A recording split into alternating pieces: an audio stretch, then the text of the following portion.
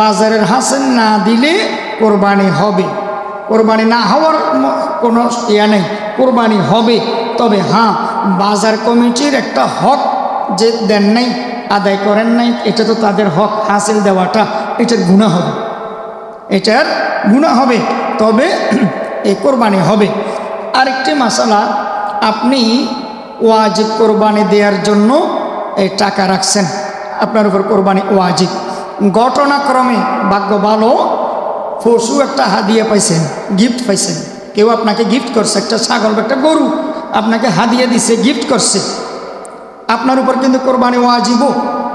ওয়াজিব কোরবানি দেওয়ার জন্য টাকা আলাদা করে রাখছেনও, নিয়ত আছে।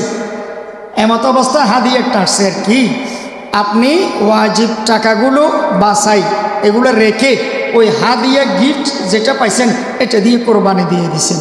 কোরবানি হবে কি হবে না? হবে, 100 বার হবে, কোনো সমস্যা নেই। কারণ আপনি হাদিয়া পাওয়ার পরে এটার মালিক তো আপনি, এটার মালিক তো আপনি হয়ে গেছেন। এবার চাইলে এটাকে আপনি লালন পালন করেন, অথবা এটাকে আপনি বিক্রি করে ফেলেন, অথবা এটা দিয়ে আপনি কোরবানি করেন, এটা আপনার স্বাধীনতা। তাহলে হাদিয়া যদি পায়, এই পশু দিয়ে কোরবানি দিলে কোরবানি আদায় হবে কি হবে না? হবে, হবে, হবে।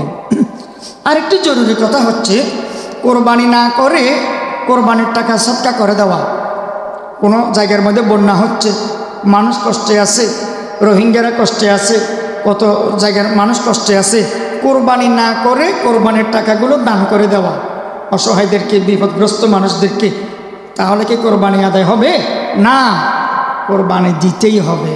ফাসল্লি লিরাব্বিকা ওয়ানহার, নাহার করতে হবে, আল্লাহর ওয়ার্ডার মানতে হবে কি হবে না?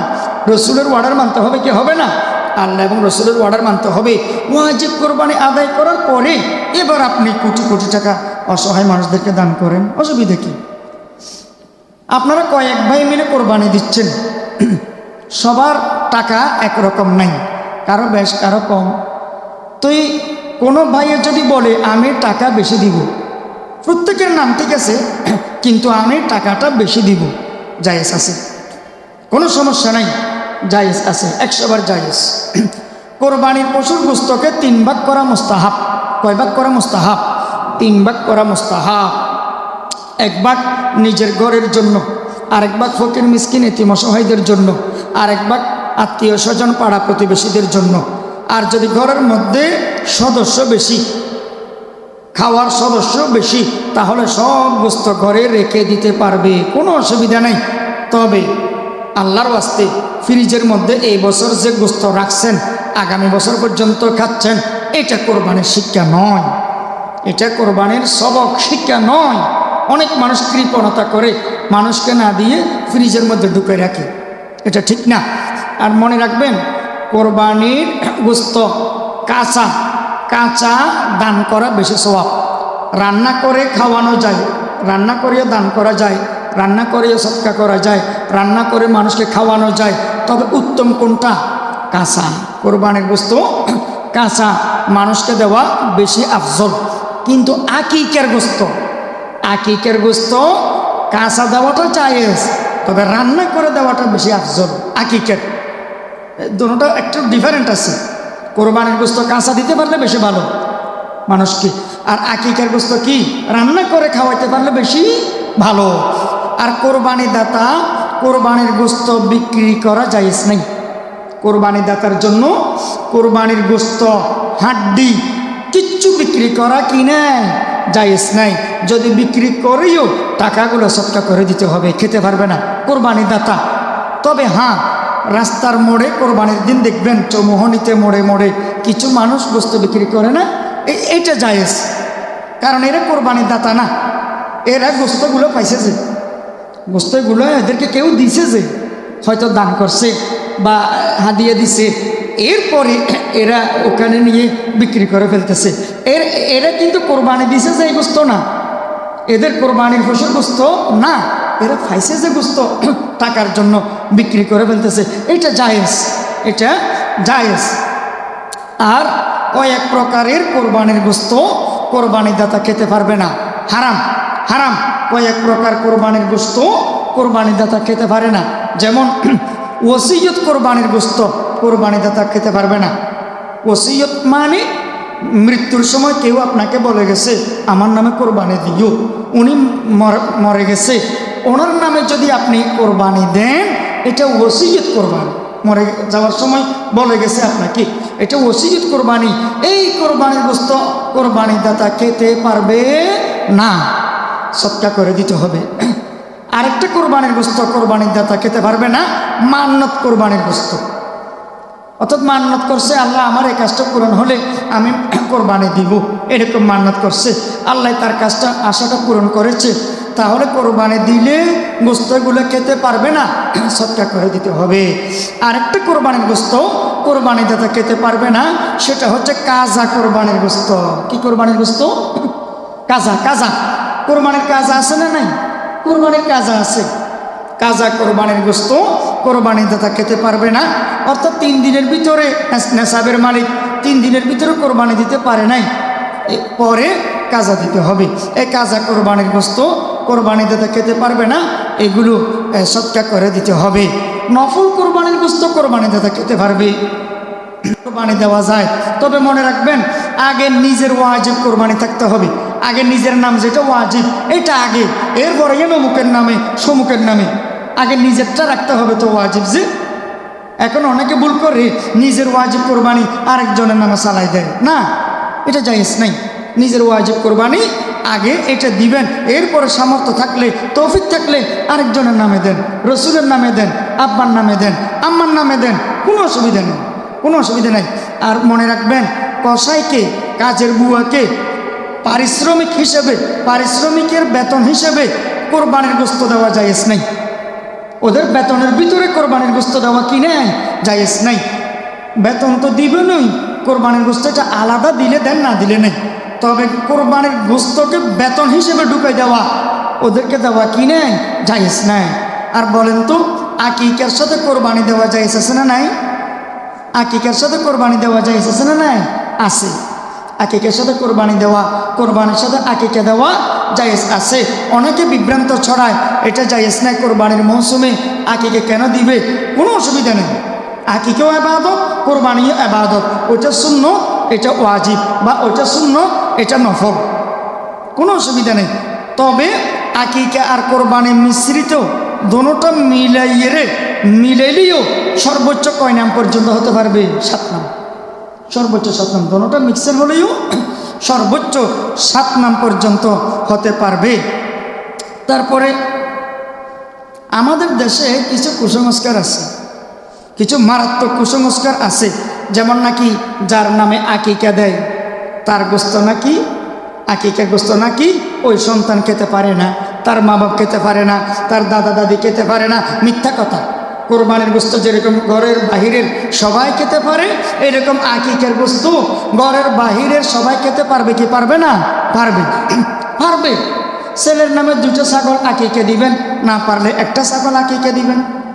আর মেয়ের নামে 1টা ছাগল আকিকা দিবেন। গরুতে আকিকা দিলে ছেলের নামে 2 ভাগ সামর্থ্য না থাকলে 1 ভাগ হলে আকিকা দিবেন, আর মেয়ের নামে 1 ভাগ আকিকা দিবেন, কোনো অসুবিধা নেই। আমাদের দেশে অনেকে বলে আকিকা না দিলে কোরবানি হবে না। মিথ্যা কথা। আকিকা না দিলে কোরবানি হবে, কোরবানি না দিয়ে আকিকা দিলেও হবে। তবে ওয়াজিব কোরবানি যদি হয় নেশাবের মালিক, এটা তো আগে দিতে হবে, ওয়াজিব কোরবানিটা আগে আদায় করতে হবে। তাহলে বলেন আকিকা যার নামে দেয় ওই সন্তান গোস্ত খেতে পারবে কি পারবে না? পারবে। তার মা বাপ খেতে পারবে কি পারবে না? দাদা দাদি খেতে পারবে কি পারবে না? রসুলের আকিকা কে দিছিল জানেন? আল্লাহ রসুল বড় হয়ে সাল্লাল্লাহু আলাইহি সাল্লাম, তিনি বড় হয়ে নিজের আকিকা নিজে দিয়েছিলেন। আমাদের দেশে অনেকে বলে গোস্ত বলতে হবে, মাংস বলা যাবে না। এই দেখেন মাংস এটা নাকি মায়ের অংশ, অথচ মায়ের অংশ, অংশের মধ্যে তো তালিব বেশ, মাংসের মধ্যে তালিব বেশ না দন্তস? দন্তস। কোথায় আগরতলা, কোথায় চকিরতলা? মাংস বললে অসুবিধা নেই তো, বলতে পারবে। অনেকে বলে এটা নাকি মায়ের অংশ, এগুলো অন্য মানুষ বললে বলুক, কিন্তু মাংস বলা যে গুনাহ হবে এরকম না, এরকম না। তারপরে অনেকে বলে জিলহজ মাসে বিয়ে শাদী করা নাকি জায়েজ নাই। আরেকটা মিথ্যা কথা, আরেকটা মিথ্যা কথা। জিলহজ মাসে কোরবানির মৌসুমে কোরবানির 3 দিন, কোরবানির 3 দিনেও জিলহজ মাসে বিয়ে করা যায় আছে না নাই? বিয়ে করা যায় আছে না নাই? আছে, নিষেধ তো নাই, নিষেধ নাই। 360 দিনে 1 বছর আরবিতে কোনো দিন মানা নাই বিয়ে করা। বিয়ের নিষিদ্ধ দিন নাই। বিয়ে ঈদের দিনে করতে পারবে, ব্যস্ততার কারণে মানুষ করে না আর কি। ঈদের দিনে বিয়ে করতে পারবে, কোরবানির 3 দিনের মধ্যেও বিয়ে শাদী করতে পারবে, কোনো অসুবিধা নাই।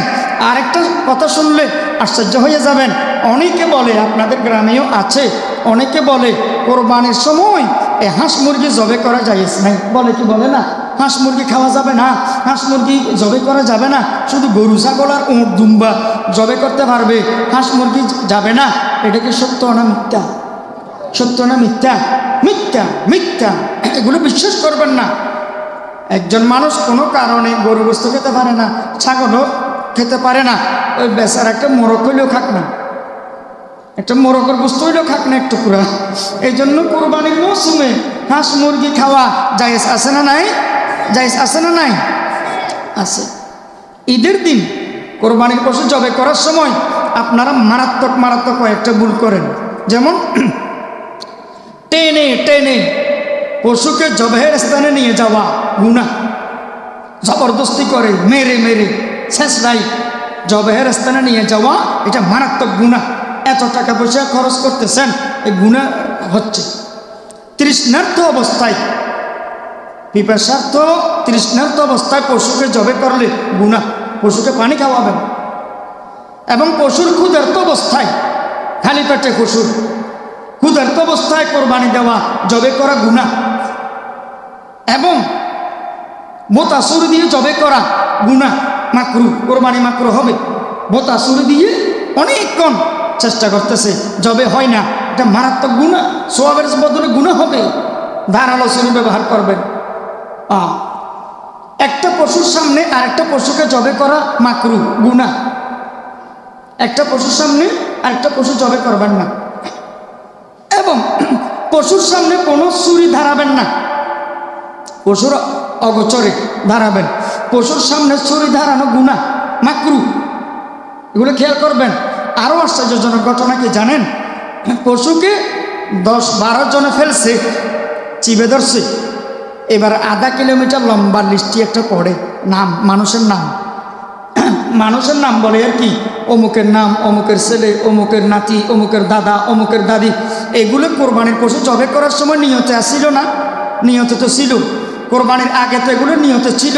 কে কে টাকা দিছে তো সবাই জানে। এগুলো তো আমরা সবাই জানি কে কে টাকা দিছে, কার কার নামে কোরবানি। কোরবানির আগে তো সব পরিকল্পনা বাস্তবায়ন হয়েছে। তো আবার এটাকে ফেলার পরে এতক্ষণ ধরে এই নামগুলো বলার, পাবলিসিটি করার, এলান করার কি দরকার? কি দরকার? আরও একটা আশ্চর্যজনক ঘটনা গ্রাম অঞ্চলে এখনো আছে, কি জানেন? কোরবানির গোস্তগুলো খেয়ে নলা আছে না, কোরবানি যদিও 3 দিন করা যায়, তবে রাত আছে না 3 দিনের ভিতরে, এর রাতের বেলায় কোরবানি করা মাকরু। কাটা সিটার ব্যাপার, জবেহের ব্যাপার। এই জন্য রাতের বেলায় এই জবে করাটা মাকরু।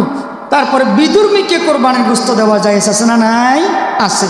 বিধর্মীকে জাকাত দেওয়া যায় না, যে কোনো বিধর্মীকে জাকাত দেওয়া যায় না, যে ফরজ ইবাদত জাকাত। কিন্তু কোরবানির গোস্ত কাঁচাও দিতে পারবেন বা রান্না করেও দিতে পারবেন, খাওয়াইতে পারবেন, কোনো অসুবিধা নেই, কোনো অসুবিধা নাই। তারপরে এই যে কোরবানির গোস্ত, অনেকে বলে কোরবানির গোস্ত নাকি লাফাইলে কোরবানি এটা কবুল হওয়ার আলামত। কোরবানির কলিজা, গরুর কলিজা লাফাইলে এটা নাকি কোরবানি কবুল হওয়ার আলামত। মিথ্যা কথা।